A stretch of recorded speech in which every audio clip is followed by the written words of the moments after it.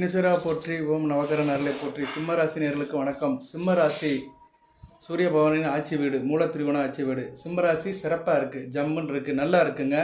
சிம்மராசிக்கு இப்போதைக்கு நேரங்கள்லாம் அருமையாக இருக்குது, நல்ல விதமாக பார்க்கப்படுகிறது. அஷ்டமச்சனி வந்தாலும் பிரச்சனை இல்லை, சரியா? நான் அதுக்கு ஏற்கனவே வீடியோ போட்டிருக்கிறேன், அந்த லிங்கை கொடுக்குறேன். சனி பகவான் பலமளந்து இருக்கிறதுனால பெரிய தாக்குதல்லாம் ஒன்றும் கிடையாது, ரைட்டு. இப்போ அடுத்து வருகின்ற நாட்களில் பார்த்தோம்னா ஒரு 3 நாளைக்கு கொஞ்சம் கவனமாக இருக்கணும். மார்ச் 14, 15, 16 எப்படி சார் அப்படின்னம்னா, எதுக்கு சார் அப்படின்னு கேட்டோம்னா, கிரகணம் நடக்குது உங்கள் ராசிக்கு 2ஆம் இடத்துல. சந்திர கிரகணம், கேது கிரகச சந்திர கிரகணம். இதில் உங்கள் ராசிநாதனை சம்மந்தப்படுறாரு சூரியன். பொதுவாக கிரகணம்னாலே சூரியனும் சந்திரன் சம்மந்தப்படுவாங்க. அதன்படி பார்த்தோம்னா சிம்ம ராசிக்கு 2ஆம் இடமும் 8ஆம் இடமும் கொஞ்சம் டிஸ்டர்பன்ஸ் ஆகுது. அதுபோல் ராசிக்கு வேண்டிய கிரகம் சூரியன், முக்கியமான கிரகம், ராசிநாதன், மனதுக்கும் உடலுக்கும் உரியவன். அதுபோக தன குடும்ப ஸ்தானாபதி, லாபஸ்தானாபதி புதனும் பாதிக்கப்படுறாரு. புதனும் 8ஆம் இடத்துல இருக்கிறாரு. மறைஞ்ச புதன் நிறைந்த பலன்களை கொடுப்பாரு, இருந்தாலும் கிரகணத்தில் அவரும் பீடிக்கப்படுறாரு. அதுபோக சுக்கிரன் உங்கள் ராசிக்கு தைரிய வீரிய ஸ்தானாபதி, சகாய ஸ்தானாபதி, கர்ம ஸ்தானாபதி, 3-10 கூட சுக்கிரனும் 8ஆம் இடத்துல மாட்டியிருக்கிறாரு. ஸோ உங்கள் ராசிக்கு வேண்டிய கிரகம், முக்கியமான கிரகங்கள் சூரியன், புதன், சுக்கிரன், இவங்கெல்லாம் இந்த கிரகணத்தில் சம்மந்தப்படுறதுனால ஒரு 3 நாளைக்கு கவனமாக இருங்க, சரியா? கிரகணம் மார்ச் 14 காலை 9லேருந்து மதியம் 3 மணி வரைக்கும் நடக்குது. இது கேது கிரகஸ்த சந்திர கிரகணம். கிரகணம்னா என்ன சார் அப்படின்னா, லூனார் எக்லிப்ஸ் அப்படிம்பாங்க. லூனார் எக்லிப்ஸ் அப்படிங்கிறது சூரியனுக்கும் சந்திரனுக்கும் நடுவில் பூமி வந்துடும். பூமி வந்ததுனால பூமியோட வளிமண்டலத்தில் சூரியனுடைய செங்கதிர், அந்த சிவப்பு கதிர் பூமியின் வளிமண்டலத்தில் படும்போது அது ரிஃப்ளெக்ட் ஆகி சந்திரன் மேலே படும். அதனால தான் சந்திரன் சிவப்பு நிலாவாக தெரியும், சரியா? சந்திரன் ரத்த சிவப்பில் இருப்பார், ரத்த நிலாவாக பார்க்கப்படுகிறது. இது 2 வருஷத்துக்கு ஒரு தடவை தெரிகிற அமைப்பு, 2 வருஷத்துக்கு ஒரு தடவை வருகிற ரத்த நிலா. வருடம் சந்திரகிரகணம் நடக்கும். ஆனால் இந்த அமைப்பு 2 வருடத்துக்கு ஒரு தடவை தான் வந்திருக்கு இப்போதைக்கு. இது நடந்து 2 வருஷம் ஆயிடுச்சு, இப்போ அது ரேராக வந்திருக்குது. உங்கள் ராசிக்கு 2ஆம் இடம் கன்னியில் நடக்குது. நம்ம இந்தியாவில் தெரியுமா சார், நம்ம தமிழ்நாட்டில் தெரியுமா, லோக்கலில் தெரியுமானா தெரியாது. ஏன்னா பகலில் நடக்கு, காலையில் 9 மணிலேருந்து மதியம் 3 மணி வரைக்கும் நடக்கிறதுனால தெரியாது. மற்ற கண்ட்ரிலலாம் தெரியும். மற்ற கண்ட்ரினா எங்கே இருக்குது சார்னா, அமெரிக்கா, வட அமெரிக்கா, தென் அமெரிக்கா, பசிபிக் பெருங்கடல், இது மாதிரி இடத்துல தெரியும். அந்த இடத்த பேரை 1-2 சொல்கிறேன், பொறுமையாக கேளுங்க. ஏன்னா யூடியூப்புங்கிறது உலகமயமானது. நான் இப்போ வீடியோ போடுறேன்னா உலகத்தில் இருக்கிற எல்லா மக்களும் கேட்பாங்க, தமிழ் தெரிஞ்சவர்கள் தெரியாதவர்கள் கூட கேட்பாங்க. ஏன்னா நம்ம போடுற வீடியோவை டிரான்ஸ்லேட் பண்ணி போடுவாங்க. லாங்குவேஜை டிரான்ஸ்லேட் பண்ணிட்டாங்கன்னா நான் பேசுகிறது அவங்க நாலேஜுக்கு போகும், அவங்க லாங்குவேஜுக்கு போகும். அதனால சிம்ம ராசியில் பிறந்த யாராக இருந்தாலும் சரி, எந்த மொழியாக இருந்தாலும் சரி, எந்த நாடாக இருந்தாலும் சரி, சிம்ம ராசி ஜியோடி ஆஃப் லியோவில் பிறந்தவங்களுக்கு எல்லாத்துக்குமே இந்த தகவல் போகும், சரியா? எல்லாத்துக்குமே இந்த பலன்கள் இருக்குது. அதனால நான் இந்த வெளிநாட்டு வாழ் மக்களுக்காக, அந்த வெளிநாட்டில் எங்கெங்கே தெரியும், எந்த டயத்தில் தெரியும், அதையும் சொல்கிறேன், பொறுமையாக கேளுங்க. நம்ம சேனலில் சூப்பர் தேங்க்ஸ் எனேபிள் பண்ணியிருக்கிறோம். அதுபோக மெம்பர்ஷிப் எனேபிள் பண்ணியிருக்கிறோம். மெம்பர்ஷிப்பில் சேர்றவங்க சேரலாம். தனிப்பட்ட முறையில் உங்களுக்கு ஷேட்டிங் இருக்கும், வீடியோ போடுவேன், நல்ல தகவலெல்லாம் சொல்லுவேன் உங்களுக்கு. ஓகே நேர்களே,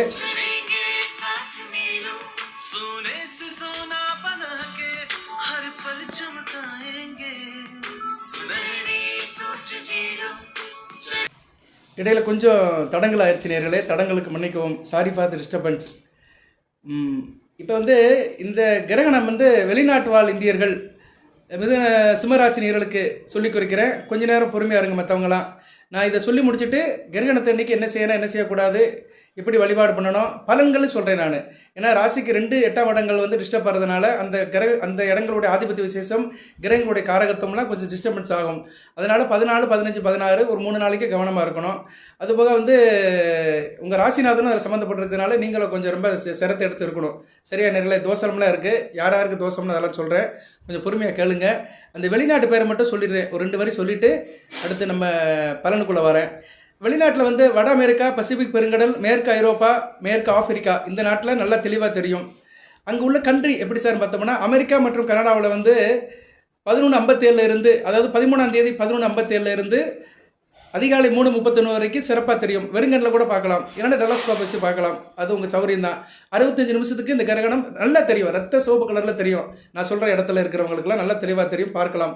அதுபோக அமெரிக்காவில் Maine, Maryland, Massachusetts, New Hampshire, new Jersey, New York, Connecticut, Delaware, Georgia, வடகொரோலினா, வெர்மாண்ட், வர்ஜீனியா, மேற்கு வர்ஜீனியா, ஒஹியோ, பென்சில்வேனியா, ரோட் தீவு, தென் Carolina, Michigan, Tennessee, Florida, Indiana, அதுபோக கென்டக்கி, இந்த இடத்துலையும் இதை பார்க்கலாம். இது மாதிரி பிளேஸ்லையும் பார்க்கலாம். அதுபோக Alabama, Arkansas, Illinois, Iowa, Kansas, Louisiana, Minnesota, மிசரோபி இப்படி நிறைய இடத்துல மார்ச் 13ஆம் தேதி 10:57 இருந்து அதிகாலை 2:31 வரைக்கும் தெரியும். அதிகாலை சொல்ல முடியாது, அதை வந்து மிட் நைட்னு வச்சுக்கலாம். 13ஆம் தேதி இரவு 10:57 இருந்து 2:33 வரைக்கும் தெரியும்.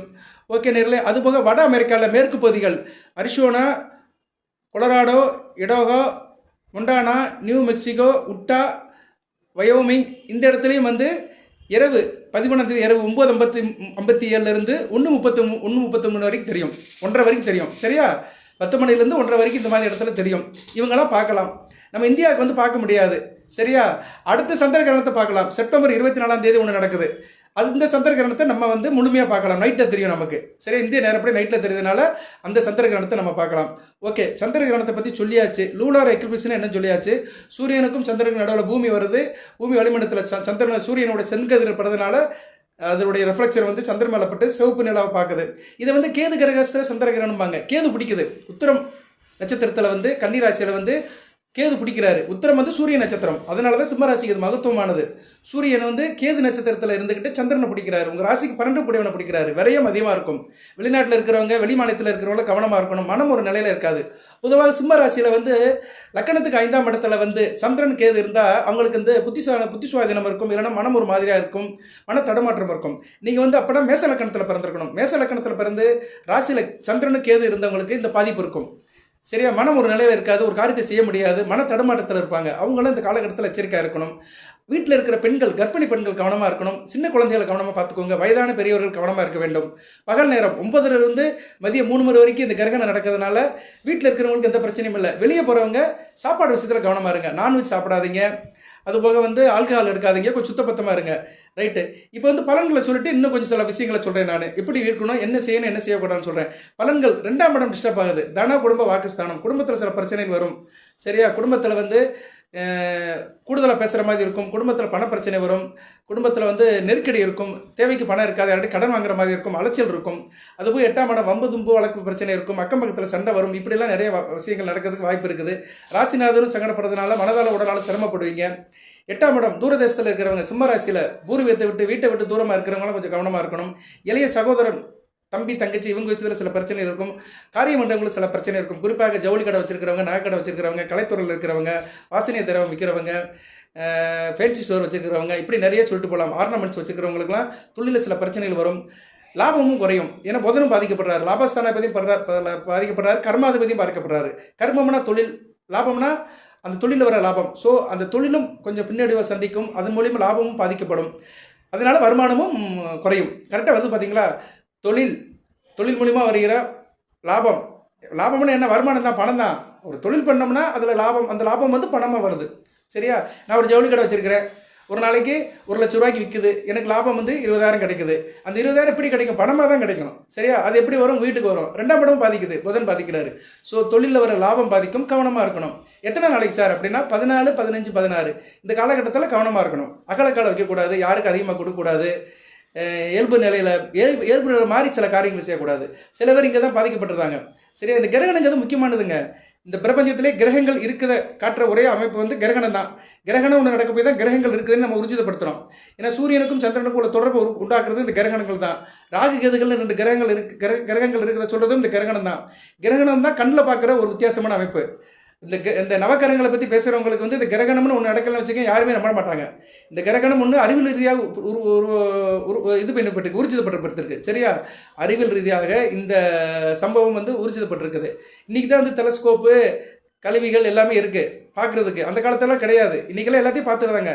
நம்ம இடத்துல இருந்துக்கிட்டு அப்படியே டெலஸ்கோப் வழியாக புதனை பார்க்குறாங்க, செவ்வாயை பார்க்குறாங்க, எல்லா கிரகத்தையும் பார்க்குறாங்க, இந்த கிரகணத்தையும் பார்க்குறாங்க. சரியா? நேரில் இன்றைக்கி எவ்வளவோ மாடர்ன் எக்யூப்மெண்ட்ஸ் வந்துருச்சு. டெக்னாலஜி வளர்ந்ததுனால நிறைய நடக்கு. எதுக்கு சொல்ல வரேன்னா, இந்த கிரகணம் வந்து ரொம்ப முக்கியமான ஒன்றாக அனுஷ்டிக்கப்படுகிறது. இந்த நேரத்தில் சில காரியங்கள் நடக்குது. இந்த பிரபஞ்சத்தில் சில விஷயங்கள் நடக்குது. கிரகணம்னால என்னன்னா விஷத்தன்மை உள்ள காலம் தான் கிரகணம். அந்நேரம் விஷத்தன்மை இருக்கும். விஷத்தன்மையை நம்ம முறிக்கணும். அந்த விஷத்தன்மை வந்து உடலில் வந்து உள்ளே பூந்துடும். அதனால கர்ப்பிணி பெண்கள் கவனமாக இருக்குன்னு சொல்கிறாங்க. ஏன்னா அந்த விஷத்தன்மையால் உள்ளே இருக்கிற சிசு இருக்குது பார்த்தீங்களா, குழந்தைக்குள்ள சிசு, அது பாதிக்கப்படும். மூளை வளர்ச்சி பாதிக்கப்படும். உடல் வளர்ச்சி பாதிக்கப்படும். இப்படி சில அமைப்பெல்லாம் வரும். அதனால கர்ப்பிணி பெண்கள் கவனமாக இருக்கணும். சின்ன குழந்தைகள்லாம் வெளியே விட்டுறக்கூடாது. அந்த நேரத்தில் நிறைய பேர் கேட்பாங்க, இது வந்து இந்தியாவில் தெரியலையே, நீ எதுக்கு வேறு அக்கறைப்படுறேன்னா, நான் இந்தியாவுக்கு மட்டும் சொல்லலை, உலக நாட்டில் வாழ அனைத்துக்கும் சொல்கிறேன், உலக நாட்டில் வாழ சிம்மராசினியர் அனைத்துக்கும் சொல்கிறேன். இது வந்து தெரிகிறவர்கள் தெரியாதவர்கள் பிரச்சனை கிடையாது. தெரியாமல் இருந்தாலும் அதோட எஃபெக்ட் இருக்குது. காற்றை வந்து கண்ணுக்கு தெரியுதா, ஆனால் உணர்றோம்ல. காற்று வந்து கண்ணால் பார்க்க முடியாது, ஆனால் உணர்றோம்ல. அந்த காற்று இல்லைன்னா ஒரு நிமிஷம் கூட உயிரோட வாழ முடியாது. ஸோ எப்படி சில விஷயங்கள் கண்ணில் படாமல் இருந்தாலும் அதோட ஃபீலிங் இருக்கும், எஃபெக்ட் இருக்கும். இந்த பிரபஞ்சத்தில் நடக்கு. இப்போ இன்றைக்கி ஒருத்தர் மதுரையிலேருந்து அமெரிக்கா போயிட்டான், வட அமெரிக்காவில் போனால் இந்த கிரகணத்தை பார்க்கலாம். அதனோட லக்கு. சரியா, இன்றைக்கி இந்தியாவிலேருந்து பாதி பேர் வெளிநாட்டில் இருக்கிறாங்க. சரியா, இன்றைக்கி நம்ம வீட்டில் பக்கத்தில் தெருவிலே 4 பேர் யூஎஸ்ல இருக்கிறாங்க. ஓ எங்கம்மா இருக்கான், எம்மா யூஎஸ்ல இருக்கான், என் மரும கூட இருக்கிறான். யூஎஸ் போகிறது இன்றைக்கி ஃபேஷனாக போச்சு. நிறைய பேர் ஐடி முடித்தவங்கள இந்தியாவில் வந்து ஐடி முடித்தவங்க, பர்டிகுலராக தமிழ்நாட்டில் கோயம்புத்தூர், திருச்சி, மதுரை, மெட்ராஸ், அது பர்டிகுலராக கோயம்புத்தூர், சென்னையில் இருக்கிறவங்க ஐடி முடித்தவங்களாம் நிறைய வந்து யூஎஸ்ல தான் இருக்கிறாங்க. அவங்களாம் இதை பார்க்கலாம். சரியா, அதனால் எனக்கு தெரிஞ்சாதான் அதை நம்புவேன் அப்படின்னு சொல்லக்கூடாது. எங்கேயோ ஒருத்தருக்கு தெரியுது, பட் அந்த எஃபெக்ட் எல்லாம் உலகம் முழுக்க இருக்குது. சரியா நேர்களே, அதனால் அன்றைக்கி வந்து நம்ம வந்து அந்த விஷ முறிவு இருக்க தான் செய்யும், விஷத்தன்மை இருக்க தான் செய்வோம். சாப்பாடு பொருளில் தர்ப்பப்புள்ள போட்டுக்கலாம். தர்ப்பப்புள்ள போடுறது உங்கள் சௌரியம் தான். இல்லைன்னா விபூதி எடுத்துக்கலாம். விபூதிக்கு மேலே எந்த மருந்தும் கிடையாது. ஓம் நமசிவாய நமகன்னு விபூதியை பூசுங்க. சாப்பிடும்போது தண்ணியில் கொஞ்சம் போடுங்க, ஆகாரத்தில் கொஞ்சம் போட்டுருங்க. சரியா, கொஞ்சம் போல சிவநாமத்தை சொல்லிட்டு போடுங்க. திருநீரில் மருந்து இருக்கு தெரியுமா, அது தினமணிந்தால் சுகம் இருக்கு தெரியுமா. திருநீரில் தான் எல்லாமே இருக்குது. சரியா, அந்த சிவமைந்தன் முருகப்பெருமானுடைய அம்சமும் சிவனுடைய அம்சமும் நிறைந்தது திருநீர் தான். அதை அப்படியே கொஞ்சம் எடுத்து உணவுப் பொருளை போட்டிங்கன்னா எந்த பிரச்சனையும் கிடைக்காது. ஏன்னா அந்த மதிய நேரம் சாப்பிட்டு தான் ஆகணும். 3 மணி வரைக்கும் கிரகணம் இருக்குது. 9:30 3 மணி வரைக்கும் வெள்ளிக்கிழமை மார்ச் 14ஆம் தேதி கிரகணம் இருக்குது. அந்நேரம் வந்து காலையில் சாப்பிட்ருவோம், 9 மணிக்கெலாம் சாப்பிட்டு முடிச்சிடுவோம், பிரச்சனை இல்லை. சாப்பிட்டு அவங்க வேலை வெட்டிக்கு போயிடுவோம். ஏன்னா வெள்ளிக்கிழமை லீவு கிடையாது, எல்லோரும் வேலை பாடு ஜோலிக்கு போயிடுவான். ஆனால் மதியம் சில பேர் 3 மணி வரைக்கும் தாக்கு பிடிப்பாங்க. வசதியானவர்கள், தாங்குற சக்தி இருக்கிறவங்க 3 மணிக்கு மேலே சாப்பிடுங்க, நல்ல விசேஷம் தான், பிரச்சனை இல்லை.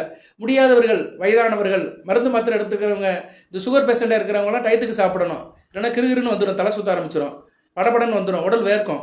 சுகர் கம்ப்ளைண்ட் இருக்கிறவங்களுக்கு அவங்களாம் டயத்துக்கு 1 மணி 1:30 சாப்பிட்ருவாங்க. அவங்களாம் சாப்பிடலாம், ஒன்றும் பிரச்சனை இல்லை.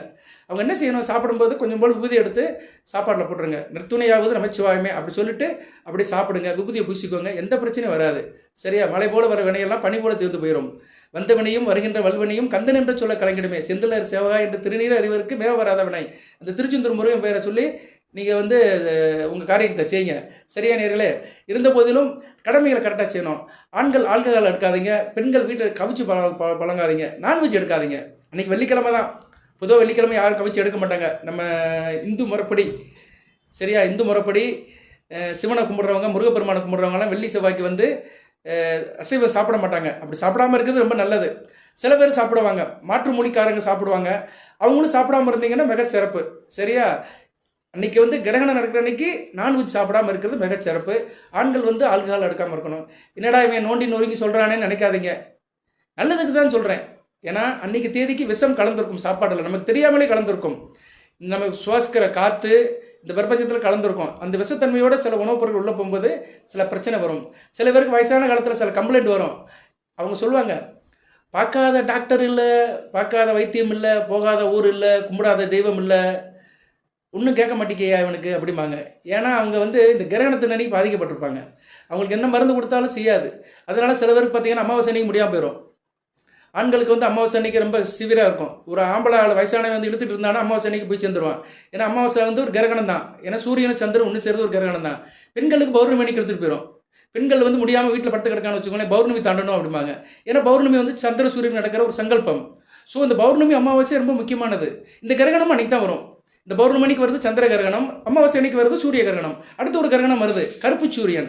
அது என்னைக்கு வராரு அப்படின்னா, அவர் வந்து மார்ச் 24ஆம் தேதி, மார்ச் மாதம் அடுத்து ஒரு 15 நாளில் வருது, மார்ச் 29ஆம் தேதி, 2 வாரத்தில் கரெக்டாக வருது. இது அமாவாசைக்கு நடக்குது, பங்குனி அமாவாசை, அது இது பங்குனி உத்தரம், அது பங்குனி அமாவாசை. பங்குனி உத்தரம்ங்கிறது பங்குனி பௌர்ணமி. ஸோ கிரகணம் எல்லாமே பௌர்ணமி அன்னைக்கும் அமாவாசை அன்னைக்கு நடக்கும். பௌர்ணமி அன்னைக்கு நடக்கிற கிரகம் சந்திர கிரகணம், அமாவாசை அன்னைக்கு நடக்கிற கிரகணம் சூரிய கிரகணம். ஸோ எல்லாமே வந்து வாய்ப்பாட்டுக்கு அடிப்படையில் தான் இருக்குது.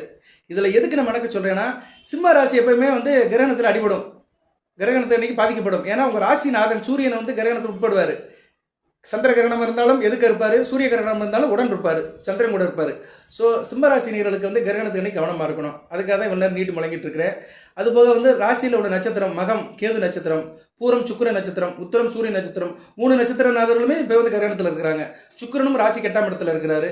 சரியா, சூரியன் வந்து கிரகணத்தில் இருக்கிறாரு. அடுத்து வந்து கேது தான் கிரகணமே பண்ணுறாரு. ராசிக்கு 2ஆம் இடத்துல சந்திரனை பிடிச்சி வைக்கிறதே கேது தான். அதனால் 3 நட்சத்திரத்துக்காரர்களுக்குமே தோஷம் இருக்குது, கிரக தோஷம் இருக்குது. அந்த கிரகணம் முடிஞ்சோடனே சாயந்தரம் கோயிலுக்கு போயிருங்க. சரியா? வெள்ளிக்கிழமை 14 மார்ச் 14 கிரகணம் முடிஞ்ச பின்னாடி சாயந்தரம் வேலைக்கு போனாலும் சரி, தொழில் பண்ணாலும் சரி, குளிக்க வேண்டியதெல்லாம் அவசியம் இல்லை. தலையில் கொஞ்சம் தண்ணியை தொளிச்சுட்டு அப்படியே பக்கத்தில் இருக்கிற விநாயகர் கோயிலுக்கோ இல்லைன்னா அம்மன் கோயிலுக்கோ போய்ட்டு கும்பிட்டுட்டு ஒரு சூடனை பொறுத்து வைங்க, இல்லைன்னா விளக்கப்பட்டு வந்துடுங்க. பிரச்சனை தீர்ந்துடும். அஷ்டமச்சனி வேறு வருது உங்களுக்கு. சரி, அஷ்டமச்சனி காலத்தில் நீங்கள் அதிலிருந்து நல்லா தப்பிக்கணும்னா இந்த கிரகணத்தன்னைக்கெல்லாம் அனுஷ்டிஷம் பண்ணணும். கிரகத்தன்னைக்கு நம்ம கோயிலுக்கு போனோம்னா ரொம்ப ஒரு வரப்பிரசாதம். சரியா? அந்த தோசை நிவர்த்தி ஆகும். கண்ணில் பார்க்கிற சூரிய சந்திரர்கள் ஒளிக்கிரகங்களுடைய அனுக்கிரகம் கிடைக்கும். சரியா நேர்களே? இதெல்லாம் நிறையா இருக்குது. இதெல்லாம் நம்பினா நடராஜன் தான். நம்பி செய்கிறவங்களுக்கு எந்த பிரச்சனையும் இருக்காது. சில பேர் பார்த்தீங்கன்னா வாழ்நாள் முழுக்க நல்லா இருப்பான். டயத்துக்கு எந்திப்பான், டயத்துக்கு குளிப்பான், டயத்துக்கு காரியத்தை செய்வான், வம்பு தும்புக்கு போக மாட்டான், கோயில் குளத்துக்கு போவான், மந்திரம் சொல்லுவான், தான் உண்டு தான் வேலை ஒன்று இருப்பான், அருமையாக இருப்பான், எந்த பிரச்சனையும் இருக்காது. சரியா? நாள் பார்க்குறவனுக்கு கோல் ஒன்றும் செய்யாது. எதுவுமே சரிவரை செய்கிறது கிடையாது. இடக்கு முடக்கா இருக்கிறது. எதனாச்சும் பிரச்சனை வந்துக்கிடுச்சுன்னா ராசி பலன் கேட்கறது. இவன் இப்படி சொல்லுவானா, அவன் இப்படி சொல்லுவானா, நான் அப்படி இருக்கேன் இப்படி இருக்கேன்னு. நீ ஒழுங்காக இருந்தேன்னா ஒழுங்கெல்லாம் நடக்கும்ல. நீ ஒழுங்கே இல்லை, அப்புறம் எப்படி உனக்கு எல்லாம் நல்லா நடக்கும்? விதி ஒரு பக்கம் இருக்கட்டும், உன் ஜாதகம் ஒரு பக்கம் இருக்கட்டும், ஆனால் நீ நடைமுறைன்னு ஒன்று இருக்குல்ல, புத்தின்னு ஒன்று இருக்குல்ல. பசிச்சா 3 நேரம் சாப்பிட்றோம்ல, கண்டதே எடுத்து சாப்பிட்றோம், வாய்க்கு ருசியாக சாப்பிட்றோம்ல, அது மாதிரி சில விஷயங்களை செய்யணும், சில கடமைகளை செய்யணும். அதெல்லாம் செஞ்சுட்டோம்னா எந்த பிரச்சனையும் இருக்காது. அஷ்டமச்சனி வந்தாலும் சரி, அர்த்தமச்சனி வந்தாலும் சரி, கண்டச்சனி வந்தாலும் சரி, ஜென்மச்சனி வந்தாலும் சரி, எது வந்தாலும் ஒன்றும் செய்யாது. அப்போ நம்ம கரெக்டாக இருக்கணும். இப்படி சொல்கிறவங்களை, இப்படி யூடியூப்பில் நல்லது சொல்கிறவங்க யாருன்னு கண்டுபிடிக்கணும். அவங்க என்ன சொல்கிறாங்களோ அது படி செய்யணும். சுருக்கமாக சொன்னோம்னா கோயிலுக்கு அடிக்க தூரம் போகணும். கோயிலுக்கு போய் அடிக்க தூரம் இறைவனை கும்பிடணும். எந்த அளவுக்கு நீங்கள் கும்பிட்றீங்களோ அந்த அளவுக்கு நல்லா இருக்கும். நானும் முடிஞ்ச அளவு சிம்மராசிக்கு ஒரு வாரம் ஒரு வீடியோ போட்டுட்டு தான் இருக்கிறேன். இப்போ இந்த கிரகணத்துக்காக போட்டிருக்கிறேன், பார்த்துக்கோங்க. சொல்ல வேண்டியதை சொல்லிட்டேன், செய்ய வேண்டியதை செய்யுங்க, செய்யக்கூடாததை தவிர்த்துருங்க, நல்லபடியாக இருக்கும். ரைட்டு. இப்போ வேறு என்ன சார் பலன் அப்படின்னு பார்த்தோம்னா 2ஆம் இடம் 8ஆம் இடம் பாதிக்கப்படுது. வம்பு தும்பு வழக்கில் போகாதீங்க, கவனமாக இருங்க. பெண்கள் விஷயத்தில் கவனமாக இருங்க. சுக்கிரன் கெட்டு போய் இருக்கிறாரு. சரியா? புதனும் சரியில்லை. கொஞ்சம் நாளைக்கு கவனமாக தான் இருக்கணும். இந்த மார்ச் மாதம் முழுக்க கவனமாக தான் இருக்கணும். ஏன்னா மார்ச் 29 வரைக்கும் சுக்கிரன் வக்கர நிலையில் இருக்கிறதுனால கொஞ்சம் அசதியாக தான் இருப்பீங்க. தொழிலில் கொஞ்சம் முடக்கம் இருக்க தான் செய்யும். கவனமாக இருக்கணும். சரியா? அஷ்டமச்சனிங்கிறது வேறு, அது 2.5 வருஷத்துக்கு. மற்ற கிரகங்களோட ஆதிக்கம்னு வேறு. சரியா? ஒன்றுக்கு ஒன்று முடிச்சு போடக்கூடாது. நிறைய பேர் சிம்மராசினியர்லாம் அஷ்டமச்சனி தான் ஆங்கிறாங்க, ஆன்னு பார்த்துட்டு இருக்காங்க. அஷ்டமச்சனியில் எது ஆயிருமானு. அஷ்டமச்சனியில் ஒன்றும் ஆகாது. 1008 பேர் வீடியோ போடுவானுங்க. சில பேர் நல்லதை சொல்லுவானுங்க, சில பேர் ஆகாத சொல்லுவானுங்க. ஆனால் வேத ஜோதிடப்படி எவனுமே சொல்ல மாட்டானுங்க. லக்கணை பற்றி யாரும் சொல்கிறதே கிடையாது. அதாவது லக்கணத்தை தெரிஞ்சுக்கணும். சிம்ம ராசியில் பிறந்துட்டோம்னா லக்கணம் தெரிஞ்சிருக்கணும். லக்கண ரீதியாக அஷ்டமச்சனி எப்படி இருக்குன்னு பார்க்கணும். நான் அதுக்கு இன்னும் வீடியோ போடலை, அடுத்து போடுறேன். சிம்ம ராசியில் பிறந்தவர்கள் எந்த லக்கணத்தில் பிறந்திருக்கீங்க, என்ன தசாபுத்தி நடக்குது, அதுக்கு ஏற்ற மாதிரி தான் அஷ்டமச்சனியோட தாக்கம் இருக்கும். எல்லாத்துக்கும் 19 வாரம் அஷ்டமச்சனி பாதிக்காது. சரியா? அதில் நிறைய சூட்சுமம் இருக்குது, அதை படி சொல்லணும். ஆனால் இன்னைக்கு இப்போ யூடியூப்பில் போடுறவங்க யாருமே சும்மா மந்திரத்தில் மாங்காய் காய்க்குது அப்படி இப்படின்னு ஏதோ ஒன்று சொல்லி வீடியோ போட்டுருவானுங்க. அதையும் நீங்கள் பார்க்குறீங்க. சரியா? நல்லா கொஞ்சம் கவனமாக பாருங்கள். யார் எந்த அக்கறையோடு சொல்கிறான், என்ன பொருளோட சொல்கிறான், இவன் சொல்கிறது கரெக்டாக இருக்கா, சாத்தியப்படுமா, அறிவுபூர்வமாக சொல்கிறானா, ஆக்கப்பூர்வமாக சொல்கிறானா அப்படின்னு பாருங்கள். வாய்ஜாலத்துக்கெல்லாம் செவி சாய்க்காதீங்க. எப்பொருள் யார் வாய் கேட்பினும் அப்பொருள் மெய்ப்பொருள் காண்பது அறிவு. அறிவு இருக்குல்ல, நமக்கு பகுத்தறிவுன்னு ஒன்று இருக்குல்ல, அதை வச்சு பிரித்து பார்க்கணும். ஏன்னா இவன் விஷயம் சொல்லிட்டு இருக்கிறான், ஆதாரமே எல்லாமே சொல்கிறான். சில பேர் இந்த ராசி பலன் சொல்லுவானுங்க, கிரகத்தை பற்றி சொல்ல மாட்டான், நாளை பற்றி சொல்ல மாட்டான், புள்ளி விவரமே சொல்ல மாட்டான், நேரம் காலம் டைம் எதுவுமே சொல்ல மாட்டான். சிம்ம ராசி அப்படி இருக்கும். சிம்ம ராசினியர்கள் செருப்பு போடாமல் முருகன் கோயில் போனீங்கன்னா நல்லா இருப்பீங்க, நின்றுக்கிட்டே பிச்சை போட்டிங்கன்னா சிறப்பாக இருக்கும். இதெல்லாம் மூட நம்பிக்கை. செருப்பு போடாமல் எந்த சாமி கோயிலுக்கு வான்னு சொல்லவே இல்லை. செருப்பு போட்டு வாங்க, சிறப்பாக வாங்க, நல்லா குளிங்க, புது ட்ரெஸ்ஸு போடுங்க, இல்லைனா துவைச்ச துணியை போடுங்க, வயிறார சாப்பிடுங்க, கோயிலுக்கு போய் மனமார கும்பிட்டுவாங்க. பசி பட்டினியோட இந்த சாமி வான்னு சொல்லலை. நீ பசி பட்டினியோட கோயிலுக்கு போயிட்டேன்னா உன்னால் அங்கே நிம்மதியாக சாமி மூட முடியாது, வயிறு பசிக்கும். இங்கே அடிவயிறு கிள்ளும் போது எப்படி ஆண்டவனை நீ கும்பிடுவேன்? எப்படா வீட்டுக்கு போகலாம், சாப்பாடு நோக்கத்தில் தான் உன் நினப்பெல்லாம் இருக்கும். சாப்பிட்டு திருப்தியாக போய் நல்லா சாமியை கும்பிடு. சரியா? 5 நிமிஷம் கும்பிட்டாலும் நல்லா கும்பிடணும். 2 மணி நேரம் கோயிலில் இருந்தேன் சார், 2 மணி நேரம் கோயிலில் இருந்தேன், அவனால் சாமியை கும்பிட முடியாது, வேடிக்கை பார்த்துட்டு இருப்பானுங்க வரவன் போகிறான்னு. சாமியெல்லாம் 5 நிமிஷம் மேலே கும்பிடக்கூடாதுங்க. நல்லா கும்பிட்டா 1 மணி நேரம் தான். ஒரு சொட்டு கண்ணீர் வரணும்.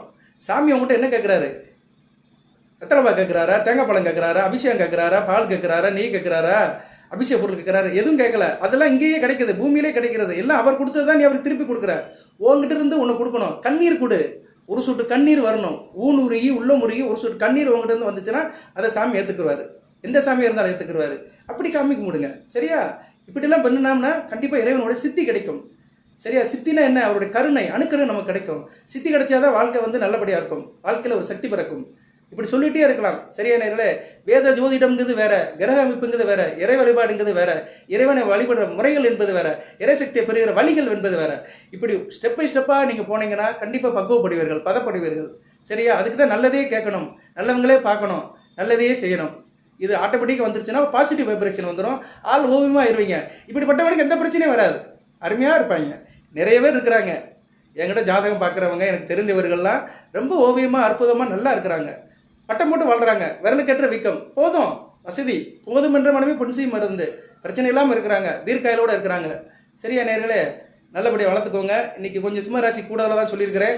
ஏன் சொன்னேன்னா உங்கள் ராசிநாதன் சூரியனை வந்து சம்மந்தப்படுறார் கிரகணத்தில், கொஞ்சம் பார்த்து இருங்க, கவலைப்படாமல் இருங்க, சரியா போயிடும். சரியா? அடுத்து நான் வந்து உங்களுக்கு சனி பயிற்சிக்கு போடுறேன். நான் சனி பயிற்சிக்கு விதி மெதி கெதின்னு 3 விஷயத்தில் போடுறேன்.